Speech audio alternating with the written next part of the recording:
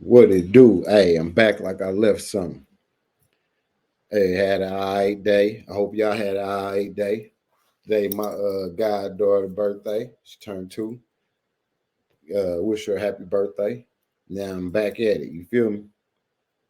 This man right here, I think his name was Shiohara or something like that. He always climbed, I think it was Mount Fuji. On this particular day, it all went wrong, man.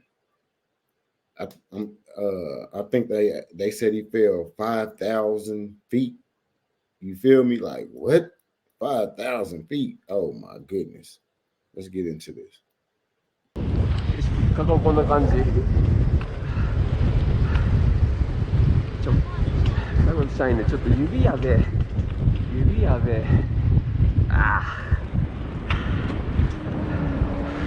よし、行くぞ。落ちないようにしないとね。落ちないようにしよう。 No reason to be out there. そう、雪が積もってね、この入るして、ちょっとすごい。貸し切り、そうそう、貸し切りおじさんですよ。で、うわ滑る。滑んな。ここ滑るな。危険、ちょっと危険。ちょっと待って、シャドウが30度ぐらいあるけど、ちょっと待って、滑るな。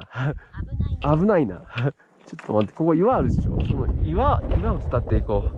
この小さい岩、危ない。そう、なかなか危ない。ここな。滑って下山する。よし。岩を耐える。やばい。よし、行こう。斜面になっちゃってるな。この道が埋まってね、半分ね。雪で。よし、行こう。池だ。道合ってるのこれ。なんか外埋まってんだけど、雪で。よし、行こう。ここも危ないね。ちょっとね、斜面。滑る。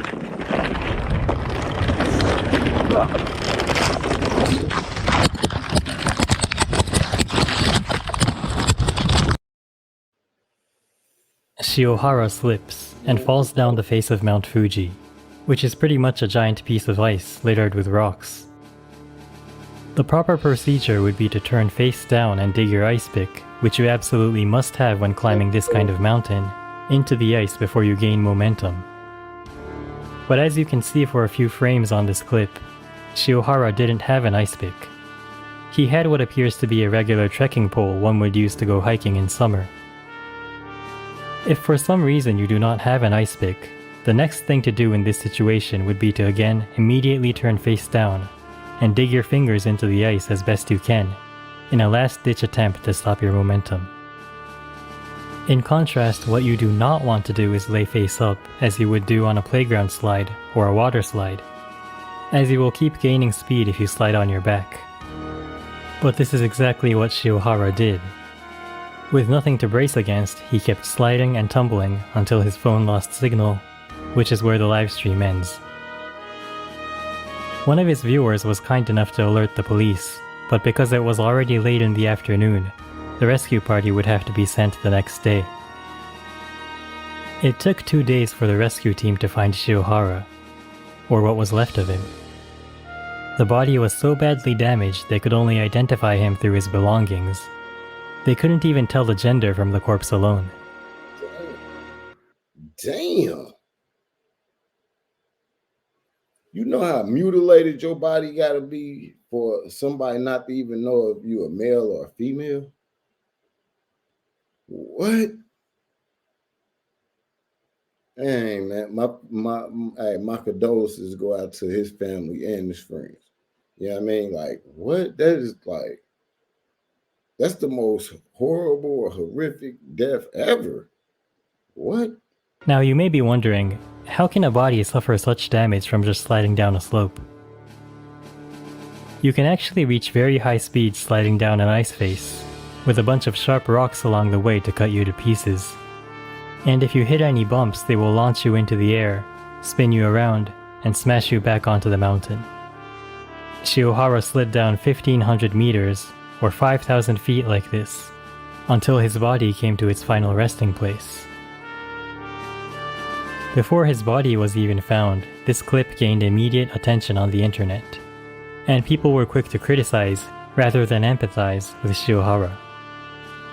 There is of course the issue with his equipment that I mentioned earlier, but also people pointed out his lack of time management. On this day in late October, the sun was expected to set around 5 p.m. Now, Shiohara began his livestream midway up the mountain at 10 a.m., reached the summit at 2:30 p.m., and began his descent at 3 p.m. Although it is fair to assume it will take less time to descend than ascend, there was no way Shiohara would make it back down the mountain before sunset. It would be pitch black at around 5:30 p.m., and he didn't have the equipment to make an emergency shelter on the mountain, also known as bivouacking. He may have very well frozen to death even if he didn't slip, especially considering he didn't have enough clothing to protect him from the cold.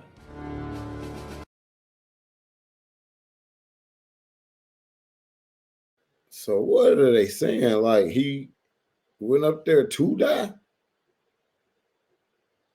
That just don't make no sense. Because of how utterly obvious it was that Shiohara was under-equipped and underprepared, some people speculated that he never intended to come back from Mount Fuji, presumably because he was tired of failing the bar exam year after year, with no hope in sight.